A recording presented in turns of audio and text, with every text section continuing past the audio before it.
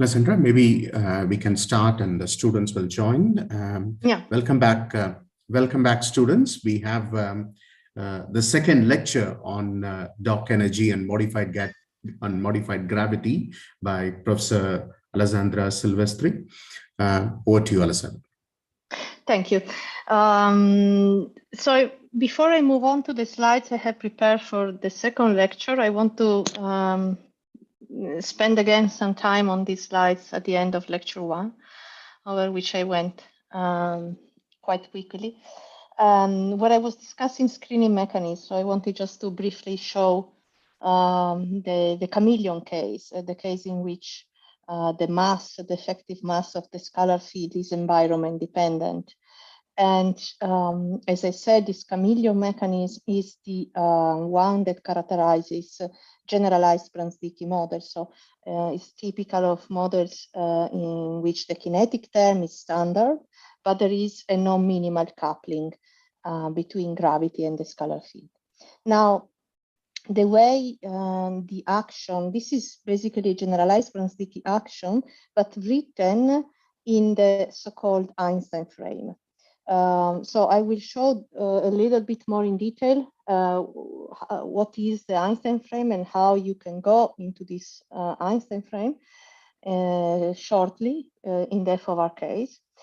For now, let me just say that it's a frame in which the action for gravity is the standard one. So you see just the Ricci scalar, if you see it's an Einstein-Hilbert action. Then you have a standard action for a scalar field with a kinetic term and the potential. And all the effects that were caused by a non-minimal coupling between the scalar field and, in the case of generalized Brans-Dicke, the Ricci scalar, so something like phi times r, for instance, and such terms, has been reabsorbed into a redefinition of the metric. Of course, it does not, you cannot just get rid of those terms, like if they were never there. They resurface inside the action for matter. So if you see now here, the action for matter field for the generic psi I depends not on the metric of this frame, but on a product between the metric of this frame, G mu nu, and a term which depends on the scalar field. So basically what was the conformal coupling between the scalar field and the Ricci scalar has now moved into a direct coupling between matter and the scalar field. And in other words, geodesics of matter are affected by the scalar field, and likewise the dynamics of the scalar field and its properties are affected by matter. So if I now vary this action with respect to the scalar field to obtain its equation of motion, it's again a Klein-Gordo type of equation. But you see that there is a source term which is proportional. Actually, there is a coupling term between the scalar field and the density of matter. And it's in schematic terms, we can say that the scalar field, the dynamics of the scalar field is governed by an effective potential. Here I should have a derivative of the effective potential with respect to phi in this equation in red, by an effective potential that is a combination of the original potential of the scalar field and this contribution coming through the coupling, via the coupling to matter. If the typical starting potential is of a runaway type, like the one that you have in quintessence-like models for which with which you want to achieve cosmic acceleration, for instance, an accelerated expansion, and you combine that with such a coupling proportional to the density of matter. Another thing to notice is that it couples to the trace of the energy momentum tensor. So it couples to non-relativistic sources. Then you see that there's the two pieces that contribute to this effective potential combine in a way that, or I should really not have Yeah, sorry, there's a few typos in here in the equation in red. But anyhow, overall, the effective potential is a combination of the original one plus a part that is proportional to the density of matter. So the higher the density of the matter, the steeper the contribution coming from this second term. So the narrower is the overall effective potential, the more massive are the oscillations around the minimum. The lighter, the less dense the environment, the shallower the potential, and the less massive are the oscillations. So this is, in very simple terms, this is what's behind the chameleon. The idea is that thanks to the properties of this effective potential, the mass, the effective mass of the scalar field will depend on in the correct way on the environment, and the field will become more massive in denser regions. Now, I just wanted to sketch the simpler solution for the profile of the field in the presence of a source of matter. Now, for the chameleon case.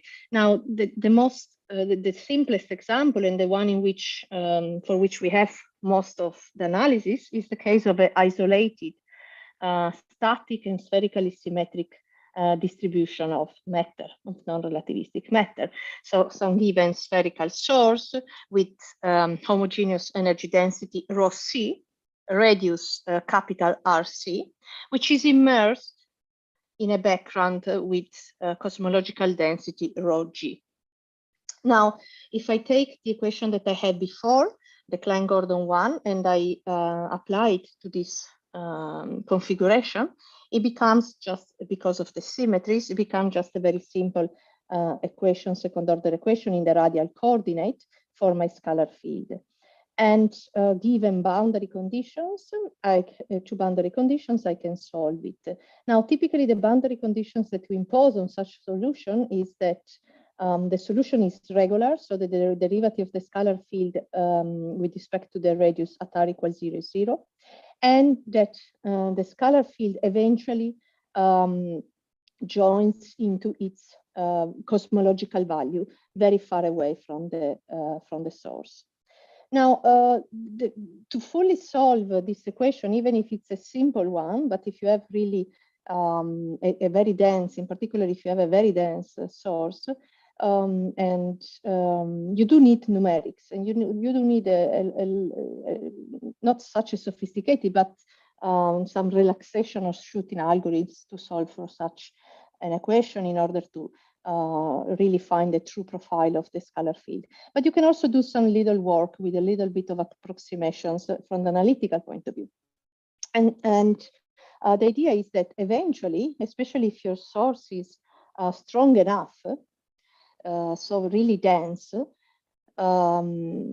eventually inside, there's some core inside the source where the density is so strong that the field sits on the minimum of its potential corresponding to that given energy density, and then calling it phi c.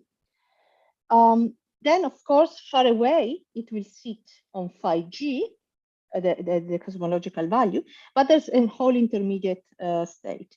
And there is an intermediate regime. In particular, there is a shell around this core. So there is the core with the value at the minimum, but there is a shell over which the friction term in the equation becomes important. The field can start deviating from the minimum, and we say it starts rolling away from that minimum. So the dynamic of the field becomes important. And actually, there is a simplified version of this equation that you can solve in that shell, starting from RR that indicates roll, so some dynamics start in the field, up until the boundary of the source. Then the type of equation that you have to solve is again different. So there's a way of splitting your solution in these three regions, and for each of these three regions, you can make a different approximation, either a harmonic approximation for your equation or an equation with an important friction term, and you can solve it. And then you can use the two boundary conditions to find the two constants and non-constant that here I indicated in red, which is the roll this R roll, the point in which the field starts evolving away from the minimum corresponding to the source, and this overall constant for the external solution.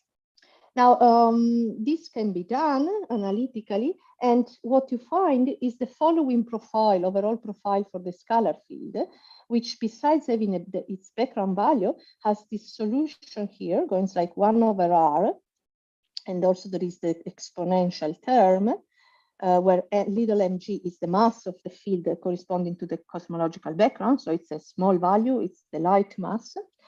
But there can be, in the case in which, and now in which the value of the field on cosmological background and inside the field satisfies such inequality, there can be an extra factor in your solution, which is known as the thin shell factor. So there is this delta RC divided by RC. That's just the thickness of the shell. So it's the thickness of that region over which the field has a transition between the minimum corresponding to the value inside the source and the minimum outside. Now, if that shell is thin, then the screening of the fifth force will be very efficient, because you can see that the profile, overall external profile of the field, is suppressed by this extra factor here. If not, then the transition will be less steep, and the fifth force will not be suppressed efficiently. Now, what determines, if you use the boundary conditions, what relates RC and RR are just the relation between the two minima of the field, the one on cosmological scales and the one inside the source. So that difference as compared to the Newtonian potential of your source. In other words, if your source is strong enough, perturbing enough, it has enough strength to pull the scalar field to the minimum corresponding to its energy density, and else not. So this is how, for instance, limits, constraints on F of R have been placed, as I mentioned before, because considering, for instance, the solar system and requiring it to be screened, so considering characteristic phi c Newtonian potentials of the solar system and comparing them with the difference of the field on cosmological and inside the source. In the case of F of R, as I will show, the phi g, the scalar field is just F sub R. So basically, effectively, requiring that the screening is efficient in F of R places a constraint on the value that F sub R can have on cosmological scales, because F sub R, you want it to be basically 0 inside the source, because that would be GR. So you want phi c to be basically just the standard one. And hence, in order, what the Newtonian potential of your solar system is, places a constraint on how much the cosmological value of F sub R can deviate from the local one.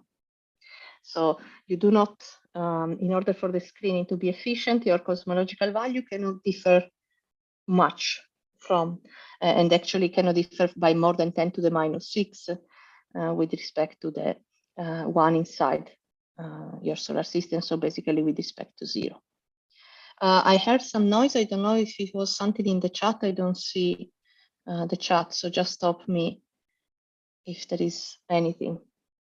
Okay, so if your solution, if the setup is such that your source is strong enough to perturb the scalar field in such a way that the overall configuration is that of a thin shell, then the fifth force source that you pick up outside is just the one coming from the contribution of mass elements inside the thin shell.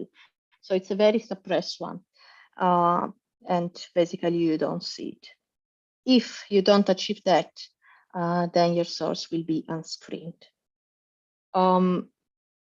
And let me move now to the other lecture. So let me go to F of R.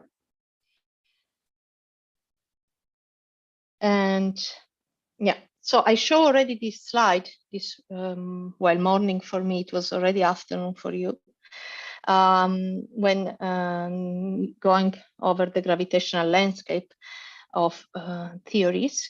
And I discussed this, saying that F of R, if you vary your action introducing this nonlinear function of R, the result is that you have some extra dynamics. Your equations are higher order than the standard case. And you can see one way of seeing that is by looking at the trace equation and seeing that you basically have a Klein-Gordon equation for this quantity F sub R, which is indeed typically called the scalaron. And it's very analogous to the phi field that I was discussing now. Indeed, let me look a little bit more in detail at the background dynamics of F of R. So I'll take the trace equation, and the one that I had at the end of the previous slides, and I just shuffle things around in such a way that I have on the left-hand side the D'Alembertian acting on F sub R.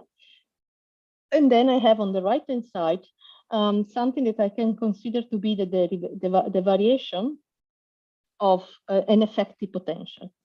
An effective potential which has some contribution from terms in F and R, but also some contribution from matter. So not so surprisingly, it's very similar to what we had just now that I was discussing the chameleon. And indeed, we will see in a moment that if I reformulate my F of R in terms of really in the Einstein frame, in terms of the generalized Brans-Dicke theory in the Einstein frame, it will correspond to a scalar field with a potential proportional to such a term and a coupling to matter through the trace of the energy momentum tensor, so which brings in this contribution to the potential. Now, at early times, or in high curvature regions as well, F is much smaller than R, and also F sub R is much smaller than 1.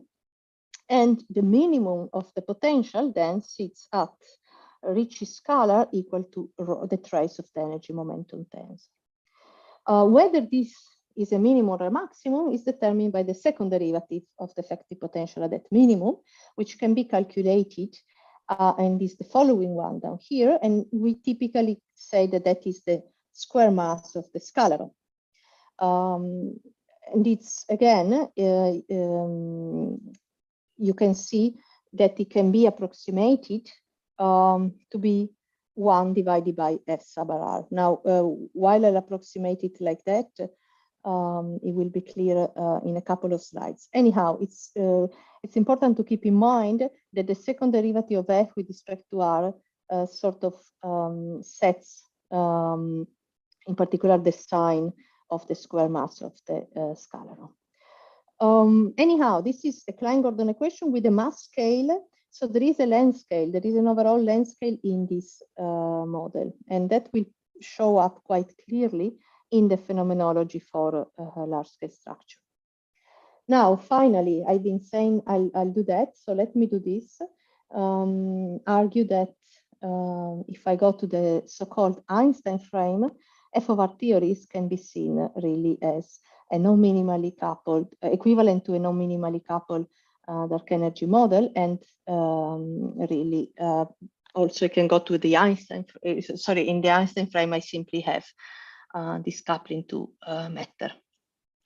So let me start by rewriting the action that I had originally, R plus F of R, through the use of a Lagrange multiplier. I'm going to write it like I introduce this auxiliary field, capital Phi, and I rewrite the action in the following way, as you see, and you can convince yourself, I'll finish the sentence and then I'll take the question, that if the second derivative of F with respect to Phi is different from 0, then the field equation for this auxiliary field Phi just gives you R equal Phi, and the action reduces to the original one.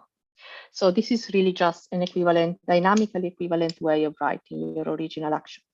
And there's a question, I think.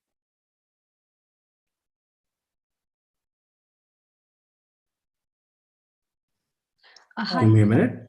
Yeah. Yeah, Srijita, go ahead. Yes, sorry, maybe I missed somehow. Can you please explain the difference between Einstein frame and Jordan frame? Yes, it's not that you missed it. It should become clear now that I will go in the Einstein frame. So I'm not yet in the Einstein frame, but the goal, just to be concrete, the goal is to you start from the action, which was this one, right? R plus F of R. So the action for gravity, the gravity sector, is different from the Einstein-Hilbert one. The goal is to go into a frame in which the action reads for gravity, whatever matters gravity is just the standard Einstein-Hilbert term. So for F of R, it was this. In the generalized Brans-Dicke, I had, for instance, a function of the field multiply the Ricci scalar. I want to see that function of the field disappear. If so, I define Einstein frame, the frame in which really the action for gravity is just the standard Einstein-Hilbert one. But that's exactly where I'm going to. So I'm not yet in the Einstein frame.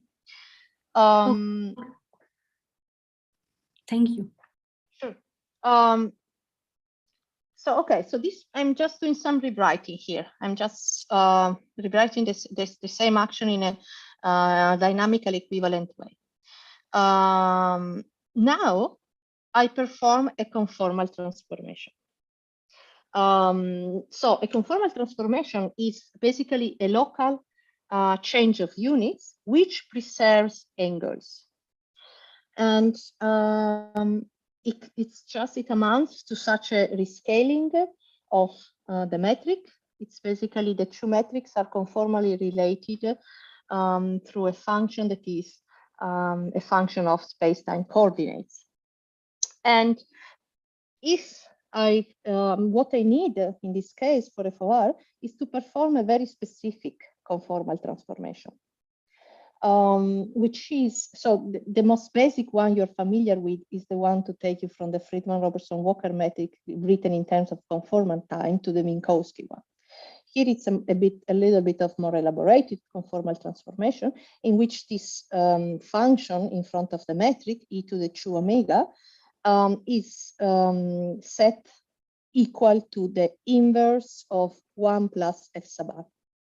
Now, it's not magic, it's just, if you want, trial and error or good guessing of what is the type of transformation that you need in order to exactly get the action in the form that you want. So if I redefine the metric in the following way, then I have to redefine also all the quantities, the geometrical quantities accordingly. And if I do that, and in particular, if I now, for simplicity, redefine the 2 omega factor in terms of a beta kappa phi. So kappa is there just is the inverse of the mass Planck, is there just to take care of dimensions of a scalar field phi, and beta is just a constant number. So it's just if you do the calculation, it's just something that you realize is convenient to do, to basically get you to an action in which not only the Einstein part of it, the gravity part of it looks like the standard Einstein-Hilbert one. Of course, the Ricci scalar will be the Ricci with respect to the tilde metric, so the new metric. But you also have a canonical scalar field. So a scalar field with a canonical kinetic term and the potential. So that's the goal. So that's how you identify the conformal transformation. And only if you define it to be proportional to this 1 plus f sub r, you can go from the original r plus f of r action to this one. I think there's a question, I'll take it in a second. And what happens though, as I mentioned before, is that it's not black magic. It's not that you've thrown away all the modifications and you've just managed to write it as standard Einstein-Hilbert plus a minimally coupled scalar field. The effect of this, of what was a non-minimal coupling, have to show up somewhere, and they do show up in the action for metric, for matter, sorry. Indeed, nothing formally changes except in the action for matter, since also I've written it in a very implicit way. But what I have to keep in mind is that the metric that was originally entered in that action now will be I will have to express it in terms of the new metric. So I will bring, it will carry along through this minimal coupling, so through the volume element, it will carry, bring in a term proportional to the scalar field. So it will introduce a coupling between matter and the scalar field. One more thing, then I'll take the question. So if you do the steps, and if you want, we can do them tomorrow together. I can do them on a tablet, sharing the screen. All these steps of the conformal transformation, you will see that the potential, of course, it's not just a random potential. The original form of your f of r will determine the form of your potential. So in particular, this is the relation between V of phi and f of r. And of course, you need to use the definition of the conformal rescaling in order to relate R, to express your Ricci scalar R as a function phi of the scalar field. If there's a question, there is a question in the chat. It asks, now what is the difference between the conformal transformation and the coordinate transformation? Yeah. Well, it's at the level of, okay, yeah, I have it here. So here I'm just really, it's a change of units. You should think of the conformal transformation as a change of units. And I'm really just acting, I'm acting directly at the level of the metric. So I'm really rescaling the metric in a way, though, that can be time and position dependent. So it depends on the space-time coordinates. So it's not the same thing as a coordinate transformation. And also all geometrical quantities that are built out of the metric will change accordingly. I'm not sure how I can express that in any clearer way, but you should really think of it as a change of units. It's sort of rescaling lengths, if you want. Tripti, would you like to? Okay, she says okay. Okay.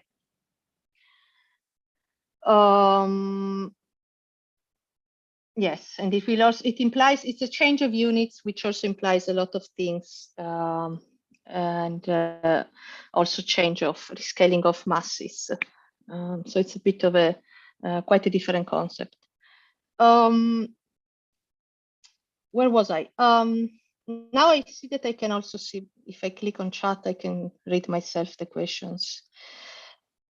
Okay, so this is the Einstein frame. So Einstein frame is the frame in which you rewrite the part for gravity in the standard Einstein-Hilbert form, and then you have a scalar field.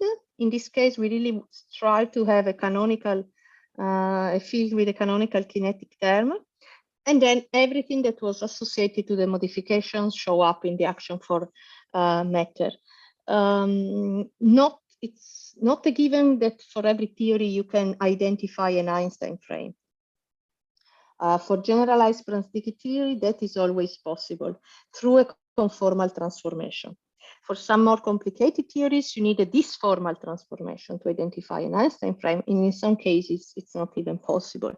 But generalized Brans-Dicke theory are conformally equivalent to this. So f of r, for instance, is conformally equivalent to such a non-minimally coupled, to such a scalar field theory.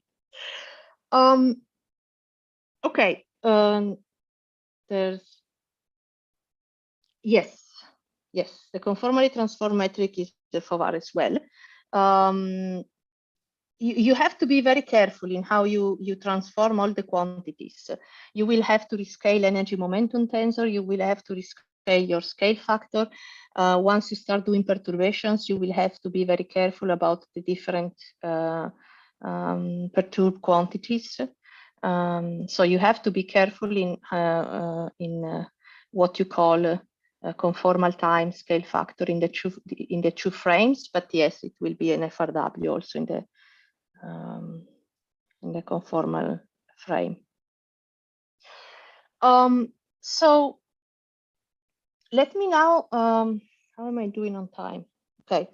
Let me spend a little bit of time discussing something that is known as the designer approach, which I think was, for as much as I know, was born in the context of F of R theories. Now it's used more widely. What do we mean with designer approach? So it's a way of studying the cosmological dynamics for theories such as F of R, or in any case modified theories of gravity that have more dynamical degrees of freedom than the standard case, in a sort of reverse engineering way. That is, you choose, instead of choosing your model, so instead of choosing a functional form of F as a function of R, and then trying to solve the joint set of equations for your background cosmology, so for your scale factor and the scalar field, what you do is you choose a priori your desired expansion history. So you make a choice for h of z, and you reconstruct the F of R theory that will give you that expansion history. That is very commonly done when we do cosmological analysis of such models. And when we do so, we say we are in the designer approach. And I will mention it again tomorrow, because it's very, although sometimes a bit implicitly, but it's very common as a choice, and it's sort of built in some approaches, in some of the EFT approaches, for instance. And so what does it really mean? It means that you take, for instance, the background Einstein equation, which for F of R, we read something like this. Here I'm writing it in conformal time. So dots are derivative with respect to conformal time. And instead of reading it as an equation for the scale factor, you consider it as an equation for F. F is a function of R. You call that variable Y. And you also define the dimensionless expansion history as H divided by H naught. And then you fix it. You fix it to whatever you want. So typically you fix it to that of some radiation, matter, and some dark energy component with the desired equation of state. Can be -1, can be whatever you want. And then you solve the equation as an equation for Y. Now, I know without doing the math, but if you do the steps, you will see that the equation that I had at the top, if you write it as an equation in terms of log A for the variable Y, it becomes such a second order inhomogeneous equation in Y. Now you can solve it once you have made a choice for E, and of course the Ricci scalar that can be just determined once you choose E. You know also the Ricci scalar, so everything is known. You just have to solve for Y with some initial conditions. Now, I'll spare the details. I've just included them here for completeness, in case you want to look them up, but there is a detailed way in which you can build up your solution, combine a homogeneous and a particular solution, and determine the different coefficients depending on the desired property, basically the boundary conditions that you want to impose on your theory. And typically you want to reproduce GR at early times. You want these modifications to be negligible at early times. And you're left overall with a solution that goes like the one here at the bottom of the slide, where the only thing that is not fixed is capital A, which is a sort of boundary condition, which is left free. In other words, for any expansion history that you choose, there is enough freedom in your theory to find a family of F of R models that will give you that exact expansion history. Now, they will be reconstructed if you want numerically. So what you're reconstructing will be F as a function of time. So F is a function of R, which is a function of time itself. It won't be so obvious at all to understand what is the functional form of F as a function of R. But from the numerical point of view, you have just reconstructed your F, you know, that it will give the expansion history that you desire. And then you can go on, and with that numerically reconstructed F, you can study also perturbations. The fact that there is this free boundary condition, capital A, so there is a family of FOR models for each given expansion history, is typically phrased in terms of the value of this function B today. So it's just the boundary conditions. You can choose where to look at it. And typically we parameterize this family of models, of FOR models that give that produce a given expansion history by B0. So you might have heard, if you ever work with FOR, you might have seen this B0 parameter. It's just the value today of this function here, f sub r divided by 1 plus f sub r, and that other terms in there. What is that? That is really the, if you remember, it's basically the part of that expression is the inverse of the mass of the scalaron. So it's the length scale of the model. And basically it's the length scale of the model in units of the horizon scale. It's just the parameter B. And you will hear models of FOR being analyzed and constrained input on B0, 10 to the minus 4, 10 to the minus 5, 10 to the minus 6. Those are typical values of B0. It's, and typically these are models in which the expansion history has been fixed to be lambda CDM. And you just look at the different boundary values of your FOR model. It gives you lambda CDM and has a given boundary condition. Now, the smaller B0, the smaller the characteristic length scale of the model, so the higher the higher the mass of the scalaron. Okay. Yeah, and vice versa. The larger the value of B0, the more you can expect to see features of your FOR on larger scales. And I'll get to discuss that in the next part of the lecture. So you can do this nice procedure of designing basically your FOR given an expansion history, but there are some conditions that you need to obey. And at the time when we were studying these conditions, they really seem more of a kind of phenomenological conditions. It was more of having, a stable high curvature regime, having a positive effective Newton constant and things like that. Now they are also, of course, somewhat related to the more sophisticated stability conditions that I mentioned this morning and that I will discuss tomorrow when looking at parameterized approaches. Anyhow, from a very imprecise but efficient argument, I could say that the second derivative of f with respect to r has to be positive, because otherwise you have a tachyonic instability in your theory. Now that is commonly stated. It's quite a stretch. So it's true that from the expression that I showed at the beginning, the square mass of the scalaron is inversely proportional to f sub r. And in a certain regime, I can really just take the limit in which basically the mass scale is set by f sub r. So it's true that typically if f sub r is smaller than 0, overall the mass of the scalaron will be negative. It's quite a stretch though to say that that will correspond to having a tachyonic instability in your system, because really in there you have to, as I will argue tomorrow, you have to really analyze the properties of the true propagating degrees of freedom.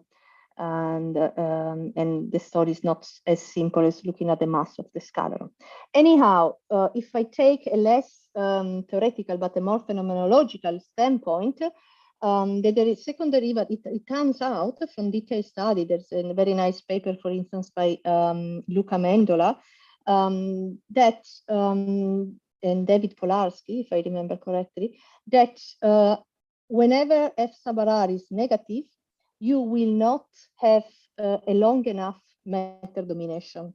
Or no, sorry, yes, I think a long enough matter domination, if I recollect correctly. Anyhow, you will very quickly go out of the matter-dominated era into the scalar field-dominated era. So it's something that is cannot be matched with the observation. Let me see.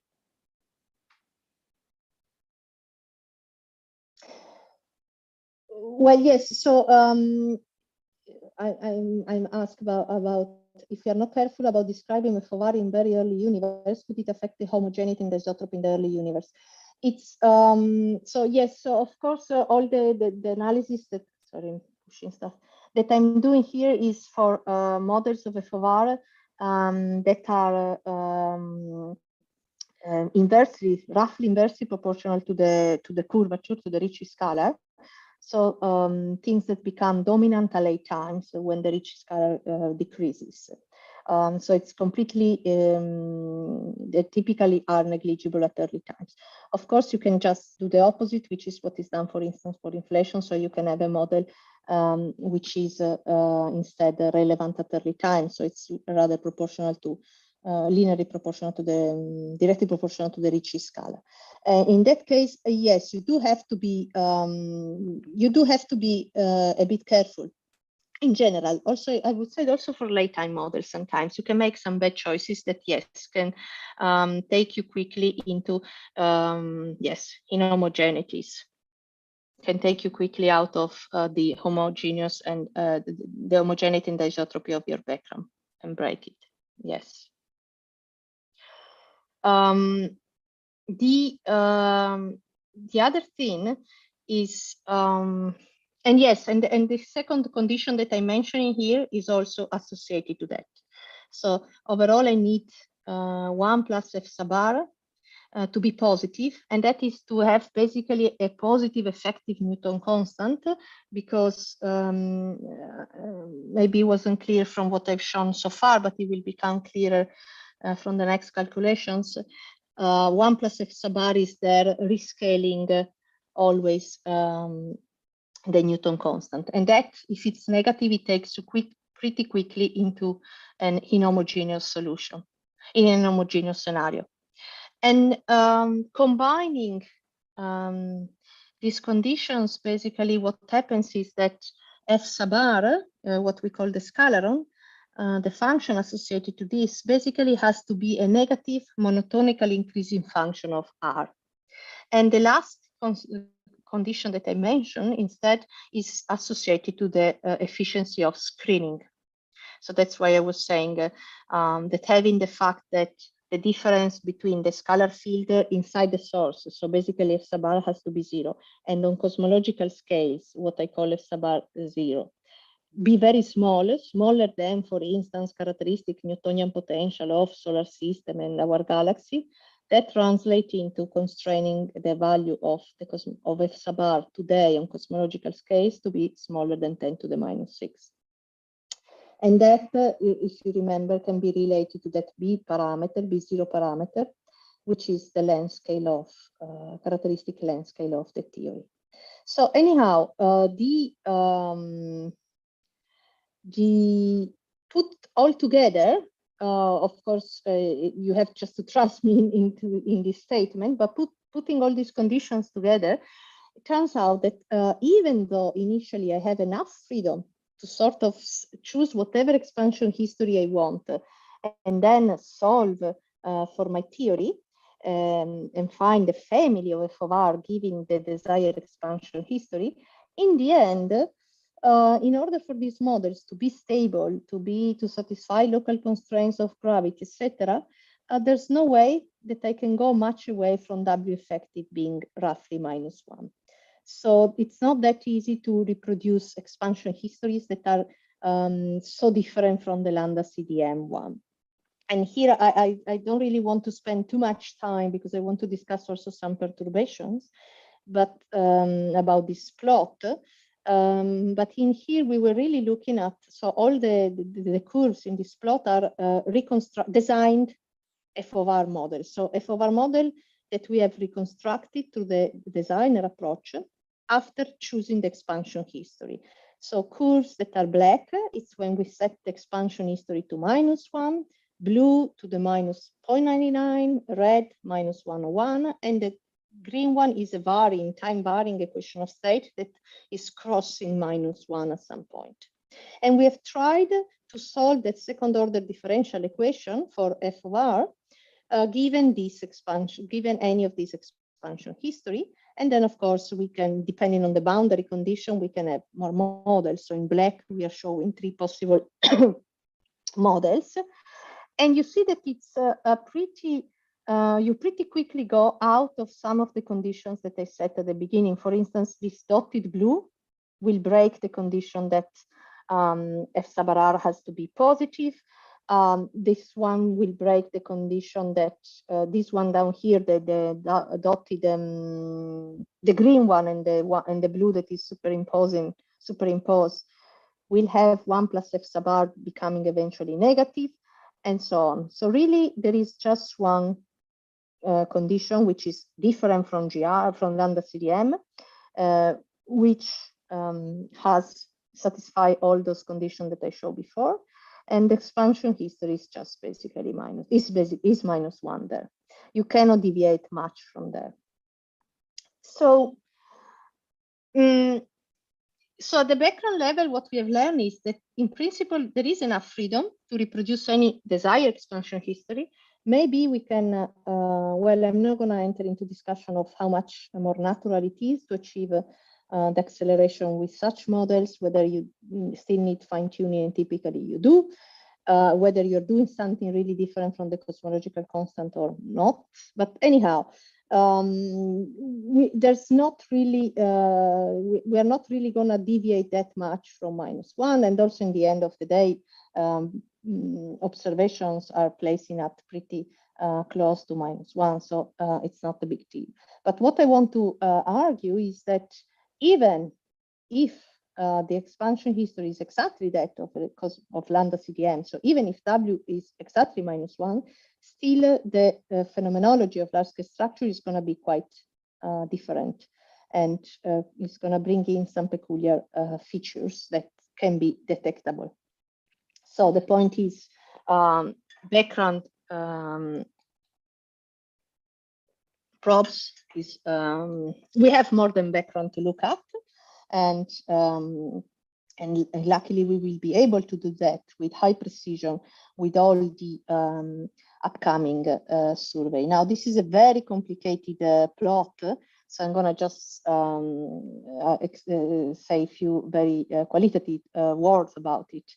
And it's a nice plot in which a former student of mine, Marco Raveri, with his collaborators, were looking at how much information you gain about the parameters of a given model, a cumulative information here, as time goes on with the different surveys that come to light. And basically the take-home message of this plot is that until WMAP and Planck, it was mostly about measuring with increasing precision and wonderful precision the parameters of the standard model of cosmology. Now we should enter the era in which we have enough power also to start discerning among the different models. And really that power comes from the fact that we will map galaxies and measure gravitational lensing, have a lot of information, high precision information on the large-scale structure. So I will discuss large-scale structure, and again, I will use f of r as as a toy model, because that's how we started historically. That's one of the first models in which we analyze in depth the dynamics of large-scale structure, but it's also the one that inspired some of the currently used parametrized approaches to test of gravity. And it's also a very good test bed. We learn a lot. Most of the features that are associated to modify gravity at the level of large-scale structure show up already in f of r. So it's a very good learning example. It's also quite a simple one to work out. So just to be on the same page, if I want to talk about large-scale structure, what I do is that I typically work in Newtonian gauge. So I'm going to look at perturbations around my Friedmann-Robertson-Walker universe. I'm going to perform the scalar vector and tensor decomposition and focus only on scalar for now. So forget about gravitational waves. And I look at the scalars in Newtonian gauge. So in this gauge in which I have only the diagonal perturbations to the time component and the spatial component of the metric. So basically the curvature and the Newtonian potential. And then, of course, we know that relativistic probes, such as photons, trajectory of photons, respond to the combination of this potential, which is phi plus psi, which, by the way, is conformally invariant. So it's not affected by any conformal transformation. And accordingly, indeed, the scalar field, the coupling that you introduce between scalar field and any matter through conformal transformation is proportional to the trace of the matter. So it's 0 for relativistic probes. And then there is the potential psi, which is the one that determines the clustering, peculiar velocities, the one that enters in the geodesics for non-relativistic particles. So typically when I discuss weak lensing and integrated Sachs-Wolfe effect, I'm looking at the Weil potential phi plus psi. If I focus on growth of structure and peculiar velocities, I'm more concerned with psi. Well, this I really think I just said it in words. There's no need to go over it. So before I discuss large-scale structure in F of R, and sorry, I didn't stop, but I assume since you were asking some question, I assume you will stop me if there are questions. Yes, there are no questions at this stage on the chat thing. Yeah. Maybe we can ask whether people wish to raise their hands. Yeah. Since there were questions coming in, I didn't stop you. Yeah, me neither. I just realized. Yeah. Yeah. Are there any questions? Please raise your hand.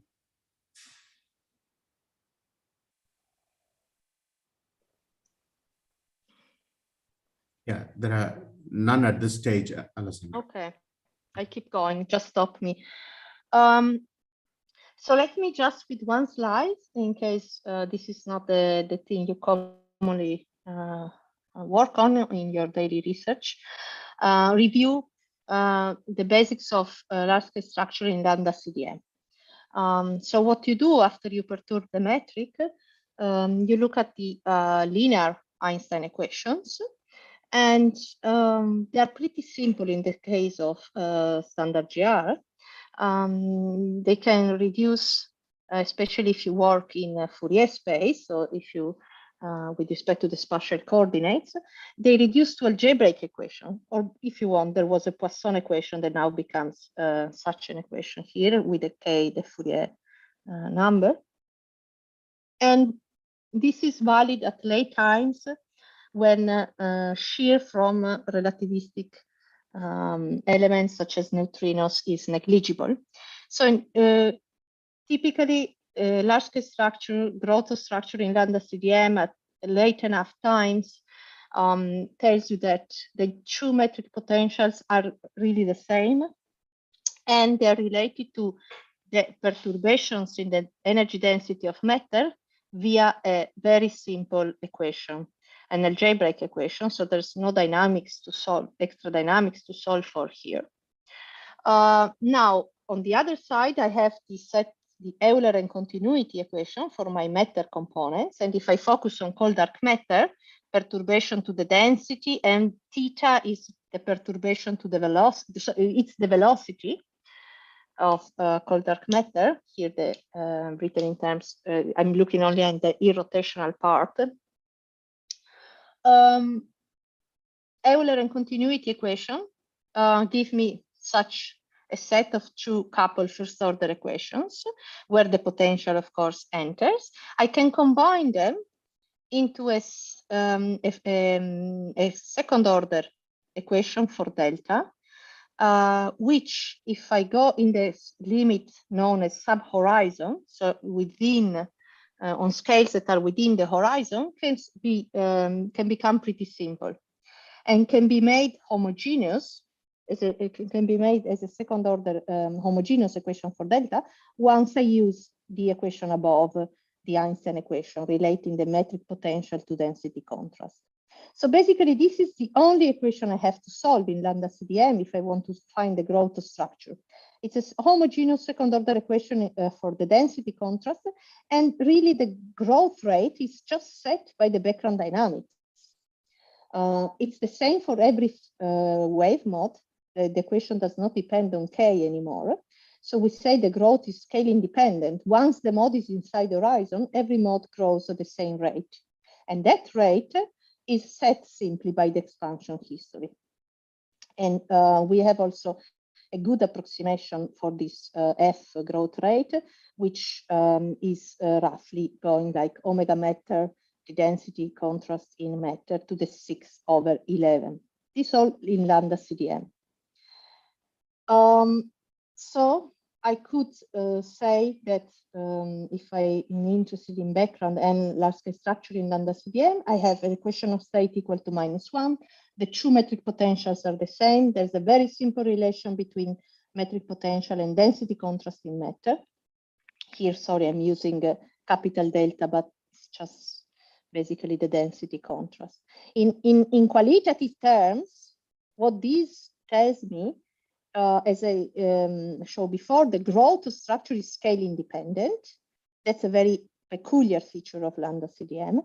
And also relativistic and non-relativistic probes basically respond to the same metric potential, which is why, for instance, when you see lensing in the standard Einstein-Boltzmann codes, you will not see phi plus psi, but you will find something like 2 phi inside those expressions, just because typically phi is equal to psi.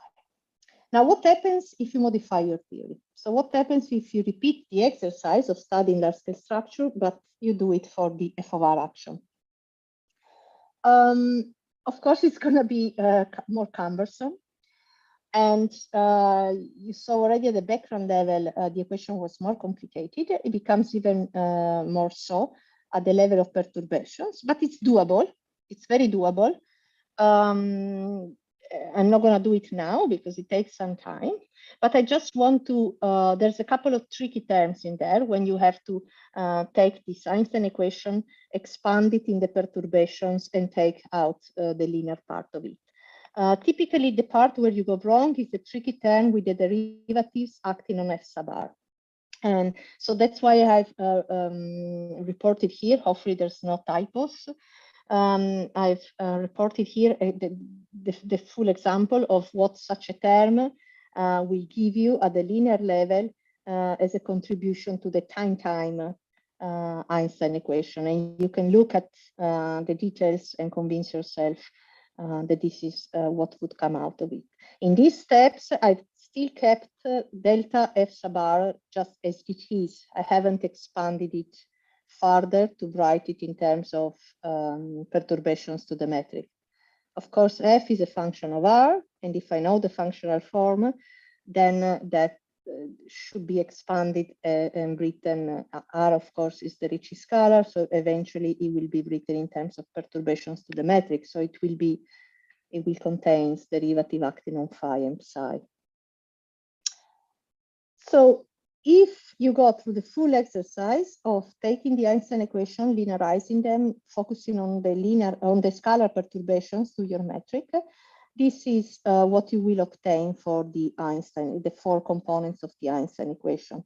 Now, with capital F for brevity here, I'm indicating, do I have it? No.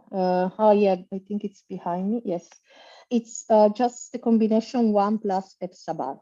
Okay, which, as you see, it keeps appearing, basically rescaling, overall rescaling the Newton constant. And then there's a lot of terms that I've still kept as delta F sub R. So if I do that, if I don't make these explicit in the metric components, then this is a set of equations that are second order. If I make it explicit, then they will be higher order, 4th order in the metric perturbations. But besides that, you see, of course, that they are way more complicated than the standard case. And let me, for instance, start from the one at the bottom. That's the one, the anisotropy equation, if you want. That's the ij with I different from j. And that's the one that as soon as the shear sigma here from neutrinos is negligible, in the standard case, tells you that the two metric potentials are the same. In f of r, even when shear from relativistic sources is negligible, phi will be different from psi. And the difference is set by the perturbations in the scalaron. And besides that, the 0, 0 and the 0i equation are way more complicated than the standard case, and there's no way in which you can combine them in such a way to eliminate derivatives, time derivatives acting on the scalar, on the metric perturbations. So what you usually do in the standard case is that you combine the 0, 0 and the 0i in such a way that time derivatives cancel, and you have just the Poisson and you would have just the Poisson equation. Would adding a nonlinear term in the action induce non-Gaussianities? That I don't know. So I don't know if it would enhance non-Gaussianities if at early times you had a nonlinear term in f of r. Honestly, I would need to think about that. Maybe Subodh is more familiar with that. Here, of course, all we are doing is nonlinear terms of f as a function of r. Otherwise, it's trivial modifications, and we are not affecting non-Gaussianity significantly. But honestly, I don't have a off top of my head answer to that.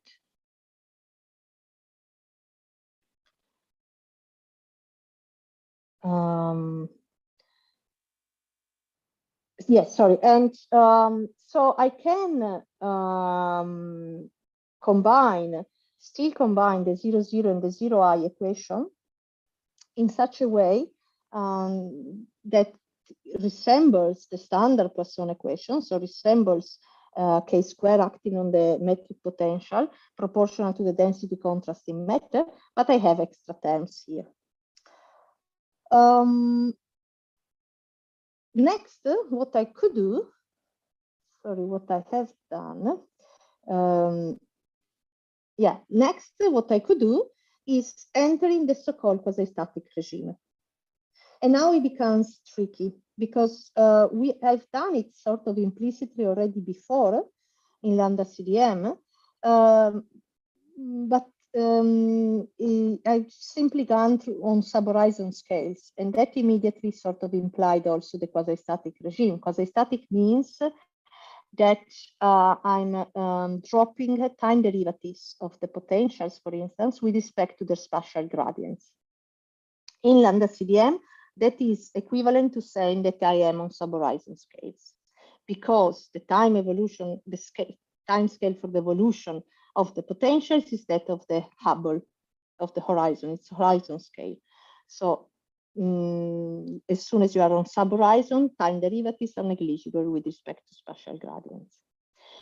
In the case of modified theories of gravity, that is not obvious. That is not necessarily the same thing, and I will comment more.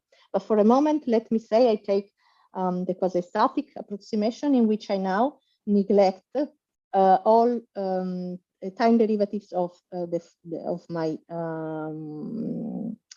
scalar perturbations, also those of delta f sub r, the scalaron. So also things such as h square and h dot multiply for the perturbations with respect to k square multiplied by the perturbations. And of course, I neglect shearing the neutrinos. If I do that, I simplify the equations. It's still not the standard ones, but they become pretty simple. It's the standard ones plus this extra delta f sub r. And if I now make that explicit in terms of the perturbations to the metric, sorry, let me go here, and I do some math, some calculations, I can eventually rewrite my set of equations in a way that resembles the standard one. So if you remember, I show k squared psi proportional to the density contrast in matter. and we had phi is equal to psi. Now there are some differences, and so phi is not equal anymore to psi, but it's set by this very nice ratio, and a very similar combination of quantities enters in this ratio, which is sort of rescaling the Newton constant in a time and scale dependent way. Yes, there's a question. Alessandra, can I just ask what is, can you remind us what is F, capital F? Yes, it's 1 plus F sub r. Okay, okay, thank you.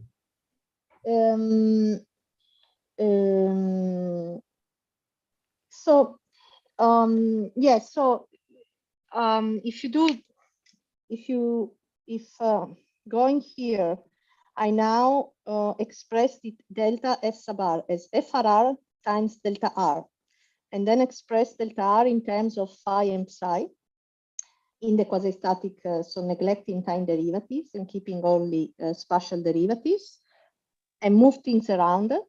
Eventually, I get to this.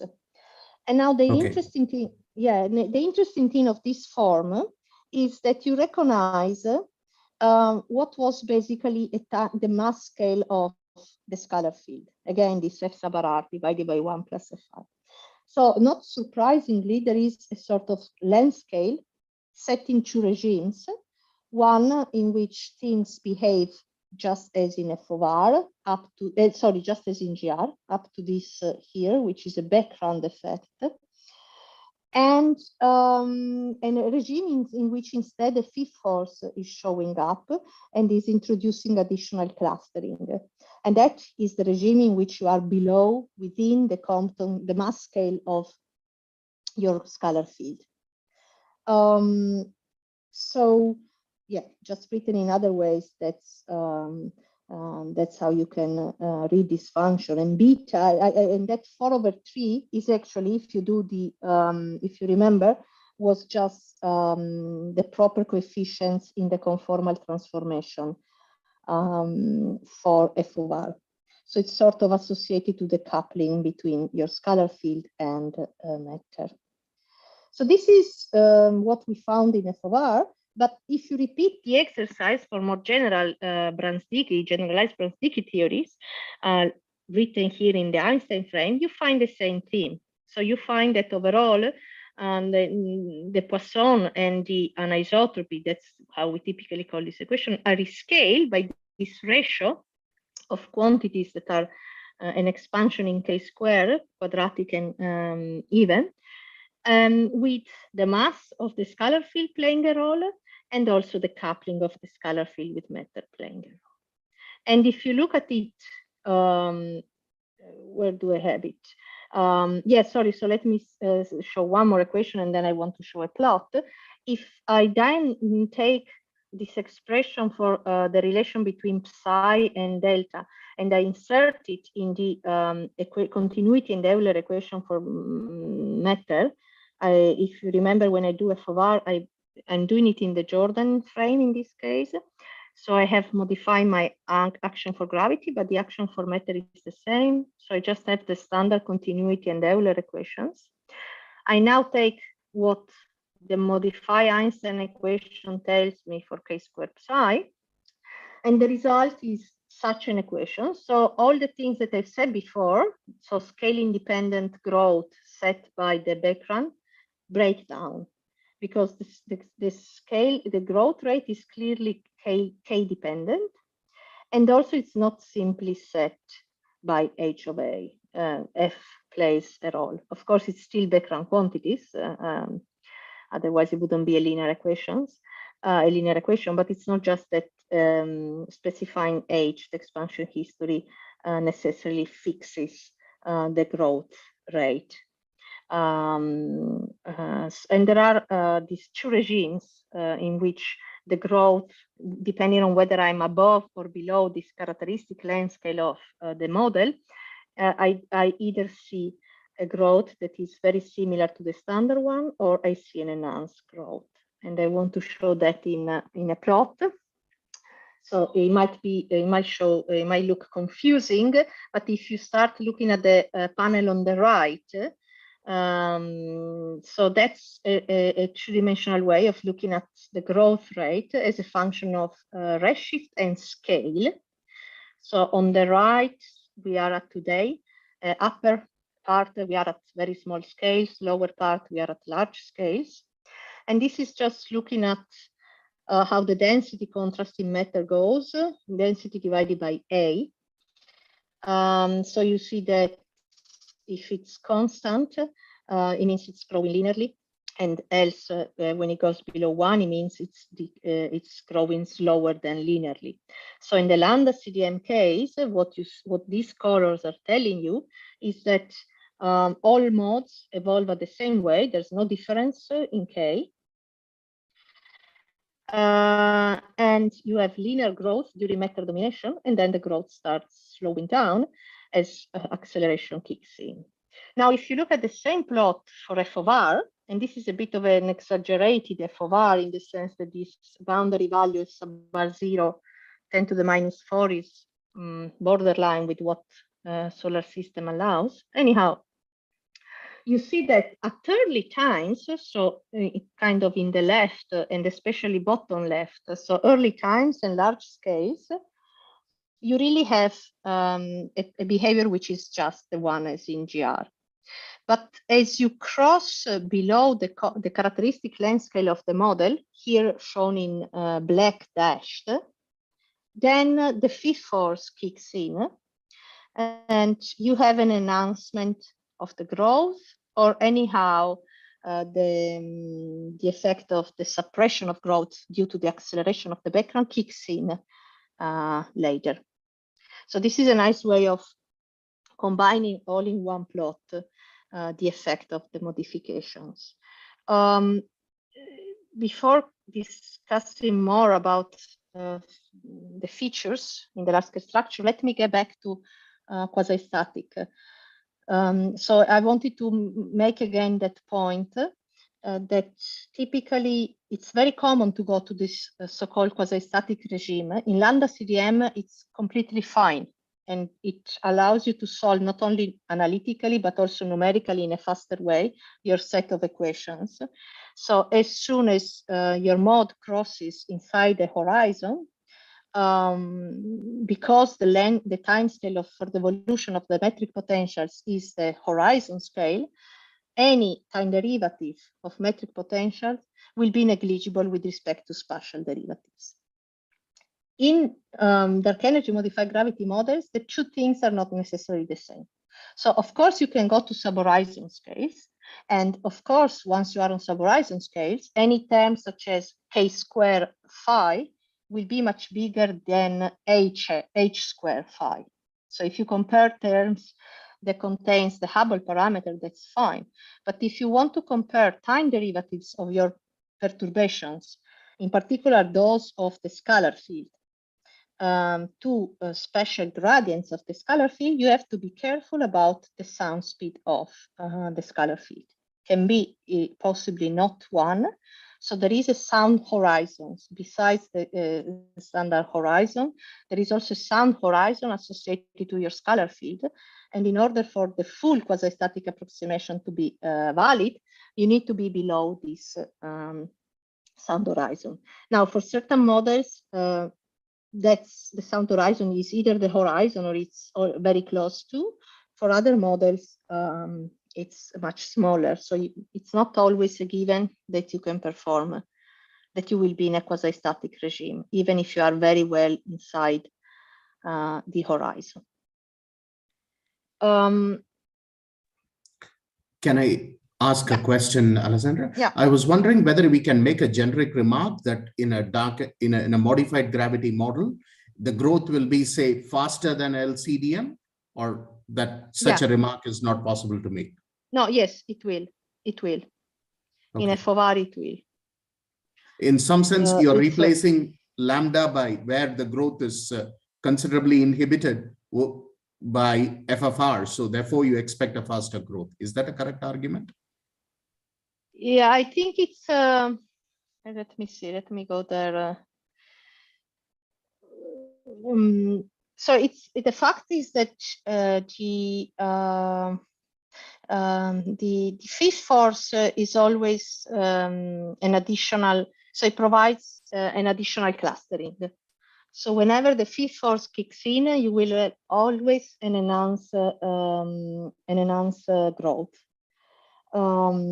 As for the effect of the background, it's true in principle that if you have a background dynamics that is different from lambda CDM, it could indeed be that somewhat you could be in a regime where you are still, where your fifth force is not strong enough yet, but your background is accelerating faster than the lambda CDM case. So maybe there could be some small regions where the trade-off. But typically the wiggle room to go away from -1 is limited. So I don't think that would be, yeah. Okay, so you're saying that's that interesting. It's not the background, but it is the changes to the perturbation equation that is speeding up the growth. Okay. Yes, it's mostly there. Yeah. And another effect, the fact that perturbation evolve differently, it's not only that the structure cluster differently at a different rate, but also metric potentials evolve at a different rate. And that means, so for instance, in lambda CDM, you have them constant and then slightly decaying when acceleration kicks in. In FOR, they have a different dynamics, and that can imply that things such as the integrated Sachs-Wolfe effect will be different. So integrated Sachs-Wolfe effect is the additional perturbation that you pick up on the temperature of your photons because they go on their path, they go through potential wells that change in time. So whether the potential becomes shallower or steeper or deeper, your photons will be blue or red shifted additionally, right? And if your potentials in your theory evolve differently with time, that can give quite can have quite an impact on the ISW. Indeed, it's one of the strongest signals that you see from FOR. It's on the basically buried inside cosmic variance, but it will be in the low L tail of the cosmic microwave background. But of course, you see also changes in the lensing, so you will see also effects at the larger L and overall in the lensing potential. Now, let me see. So, okay, so if I want again, in a nutshell, to summarize what we have learned from FOR for the growth structure is that even though I don't have much room to move away from an expansion history that is that of lambda CDM, still the dynamics and the growth of perturbation is different. The two metric potentials will not be the same anymore. The growth rate will be scale dependent, and it will not be uniquely set by the expansion history. So that we have learned from FOR, but is basically common to most of the models of modified gravity. And that's also behind the idea of surveys, such as Euclid, for instance, of combining weak gravitational lensing and galaxy clustering probes besides probes of the background, because you can sort of compare and see whether there is a consistency or a difference between relativistic and non-relativistic probes and between the growth rate and expansion rate. Any possible difference, once you make sure it's not systematics, etc., any possible difference could be associated to a modification of gravity. I think, yes, I think that's all I wanted to say for large-scale structure. I just have one more slide on the gravitational ways. But if you want, before I do that, if you want to ask questions on these things, if you have any questions. Yeah, students, can you please raise your hand if you have any questions? Does anyone have a question?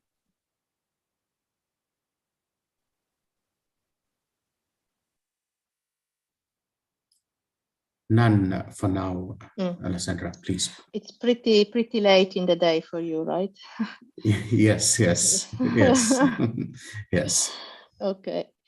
So let me just finish mentioning something that I will again discuss more in depth tomorrow, which is signatures on the gravitational wave phenomenology. So I already discussed this equation for the perturbation of gravitational waves on cosmological background.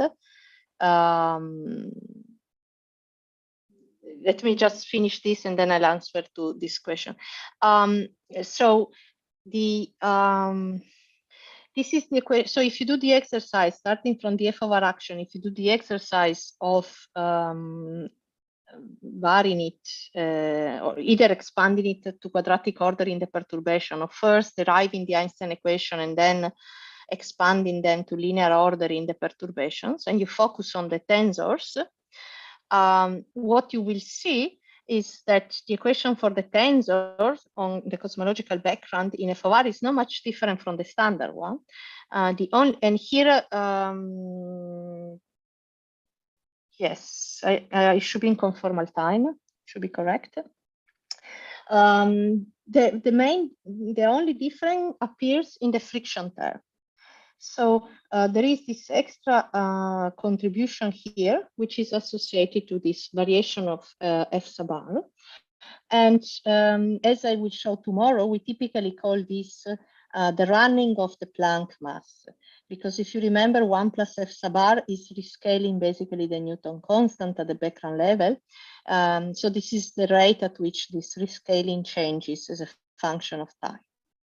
If it's there, it introduces an additional friction term, which affects the propagation of the gravitational waves. What is, so the speed is not affected, but what would be then a corresponding feature that you can pick up in the phenomenology of your gravitational waves at cosmological level? And I will show tomorrow that the additional feature is a change in the luminosity distance as you infer it from your gravitational wave source.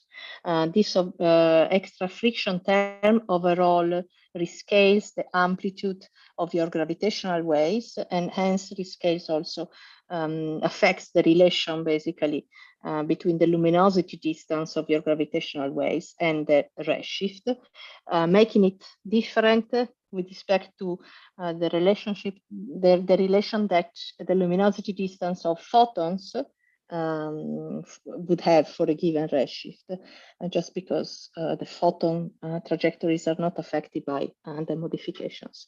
And so that is one peculiar feature, which is characteristic of f of r, but of many of the models that I've discussed earlier today. And that in principle provides an interesting way of constraining these theories with gravitational wave measurements, and I'll discuss a bit more tomorrow. Sorry, went away from the, so this is it with the slides that I wanted for this lecture. Let me see the question. Modified gravity does not affect the standard single field inflation, right? Since f of r is not, yes, so again, so f of r, the Starobinsky f of r, where f of r is basically proportional to r square, is still one of the most prominent, or is still a good candidate model for inflation, right? And I think, well, I'm not an expert of inflation, but I think I could call it probably single field inflation, because at the end of the day, it's a scalar on, so you introduce a scalar field. But that's a choice of f of r, which is important at early times, because it goes like r to the square. So at high curvature, it's dominant. All the models that I have discussed, so equations, of course, are the same, but when I started to discuss phenomenology and take different limits and look at growth of structure, I was all looking at models that instead become dominant, modifications become dominant at late time. So they go inversely as the curvature. In that case, yes, I haven't touched at all the early universe. So whatever model of inflation you want to give me for the early universe, I'm not, in principle, I'm not affecting it. So there is a question, Srijita. Yeah. Unmute and ask your question. Hi, you said that for f of r, the growth rate is scale dependent. So I'm just asking that how will it affect the matter power spectrum? Like it will affect CL in the, I mean, for small L's, but how will it affect the matter power spectrum then? It will, yes, so I should have, do I have a plot? It's in there, let me check. Yeah, here, P of K, here. Yes. Well, yeah, so this is just an example. So let me try to explain which different FOR models we are seeing here. So the red is lambda CDM. The different colors for the FOR are different background choices. So I fixed the background to, sorry, and the black is WCDM, standard case. And then I have 3 FOR models. And those are with different background. So whenever I say designer, it means it's an FOR. So you do see that it affects, it can also shift the turnaround, the position of the turnaround point. And of course, overall, it affects a bit the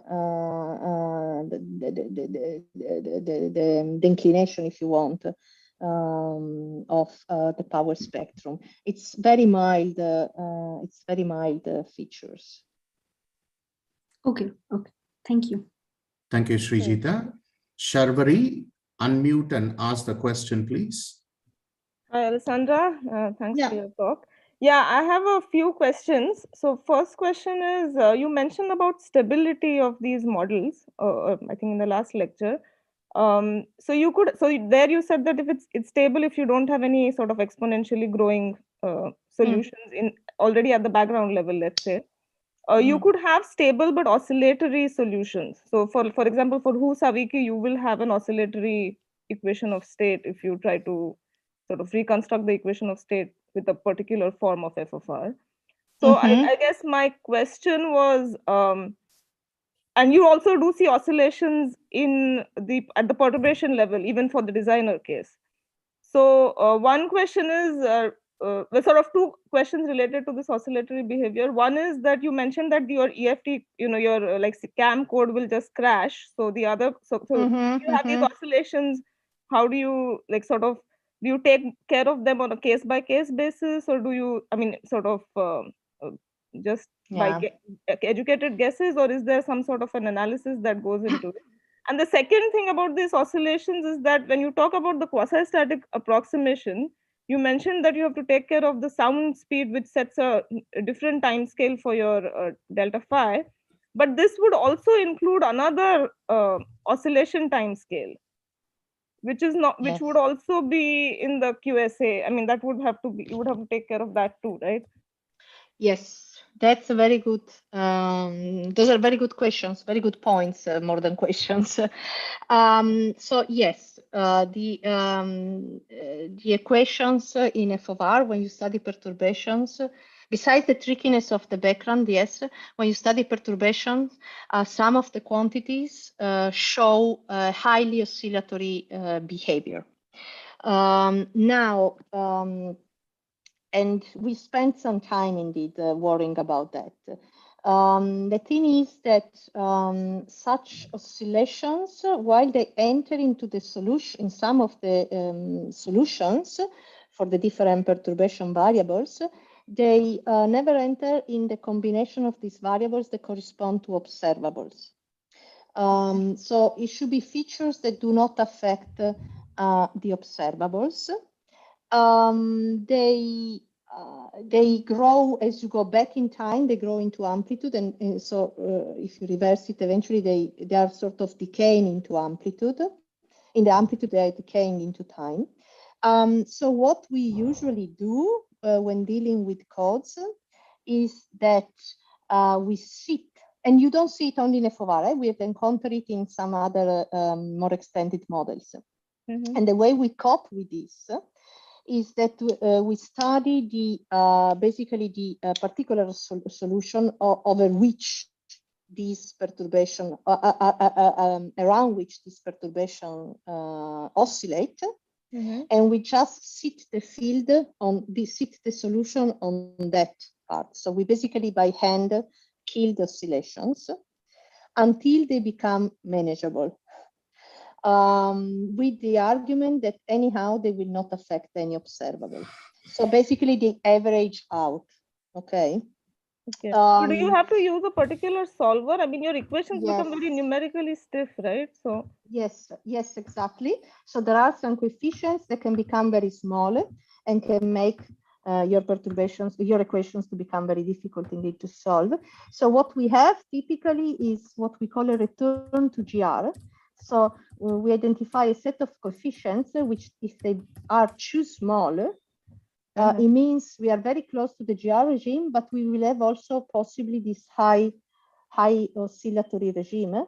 And so we just set our code basically to a regime which is almost the standard GR one, sitting the perturbations, and basically, yeah, and we turn on modifications at a later time when we are sure that these oscillations will be manageable. And the control, so there is a routine that performs this control, and the initial conditions basically on which you sit your field and you start evolving is basically the particular solution underlying these oscillations. So you're right. I mean, it's not simple and it doesn't happen by itself. It needs a routine to check for this. It's nicely discussed. We do discuss it a bit in the original paper where we introduce CFT-Camb. I guess you're familiar with it, given your comments. Yes. And but there's also, from the theoretical point of view, I think there's a very nice original paper by Wenhu and Usavitsky back at the times when we were studying FOR, where they do exactly such, they do such checks and they discuss. We have also a couple of papers where we have worried about these oscillations and made sure they don't conflict with the quasi-static approximation. Yeah, and also I've seen one that. thing, Okay, yeah, but I was just wondering. So I mean, sort of, you're just killing it by hand. But then you said that you start FFR at a late time. So does your I mean, what time, like, is your final answer then effectively sensitive to that choice? Yes, so you have to be careful. So there is we have checked. So of course we can run the code, but it's going to be just extremely slow. So we are performing optimization of finding a good compromise between turning it late enough in such a way that still we don't miss out on any feature. And indeed, I must say that recently, while we were doing some exercise for Euclid, we noticed that this what we call turn on GR, was possibly, I mean, it can affect your observable. So you have to be very careful and check it in some cases, you have to evolve the full code check. Right. I did some recent eigen analysis. We can talk more later, but yeah, we can. Or the tutorial tomorrow, Yeah, okay. Yeah, and so maybe you can answer this now or later. So I mean, when we talk of QSA, so you're saying that since it doesn't affect your final observables, you won't include it when you think of QSA either. Is that the idea? Yes, yes. We have checked also that it doesn't affect quasi-static approximation, basically for the same reasons, because the oscillations basically average out and they don't leave any imprint in the observables. I must say that one other thing that I didn't mention when discussing the quasi-static approximation, so you need to be on sub-horizon, you need to be on sub-sound horizon. But there's also the coupling between matter and the scalar field. And matter can, in principle, could source some non-trivial dynamics in the scalar field. So even sub-sound horizon, you still have to be careful, checking that the coupling between matter and your scalar field is not introducing some relevant dynamics, time evolution in the scalar field that you cannot neglect. So it's a tricky one, the quasi-static. And you said you did those evolutions because we tried to reproduce those plots with, you said you've not used QS, you had this flashing thing which you full no QS, right? You just had a flash in one of your earlier slides. The FOVAR? Yeah, the FOVAR when you do actually because we tried to reproduce that and we got stuck in the... Here, yes, I said no quasi-static, right. Right. Yes, oh my, this is 2008. Yeah, I realized yes. that.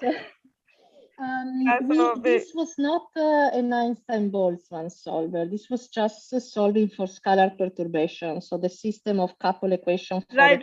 Yeah, but the FOR, I mean, those terms in the bottom, they really make the evolution equations very stiff. So maybe you were using some specific solvers to do this, because we found this stiffness problem we here had too. to deal with we had to deal with these oscillations. I remember. I think also the choice of the variables. I think we weren't evolving phi and psi. We were evolving a combination. So maybe that helped. Yeah. And I can look again, and now I don't remember much more about the details. No, I mean, we found a workaround, so it's okay. Yeah, I guess the other question was, well, just one more quick question, whether this designer approach is possible for all kinds of modified gravity models for other classes like Hondesky or whatever, all those other ones that you mentioned. Can you always do the designer trick? So it's a very nice question. It's difficult. The more complicated the model is, so the more free function the model has, the harder it is to reconstruct it just from the background history. So even GBD, if you want to do generalized Brans-Dicke instead of just the FOVAR, then you have basically the coupling that is a free function and the potential. And in there, it's already, there's too much arbitrariness. So fixing the expansion history is not enough to fully reconstruct your model. So I would say that the FOVAR, just because, and the peculiarity of a FOVAR is that it has a fixed coupling, that beta function in the conformal rescaling, which is square root of whatever, that shooter for whatever it is. Yeah, that is so basically all you have to reconstruct is just the potential of a FOVAR. That is the determining factor. If we have a paper in which we have tried to do designer GBD, but we had to make a choice for either the coupling or the functional form of the potential, and then use. So you need some additional assumption, and the farther you go, like the more you generalize your model, the harder it becomes. Right.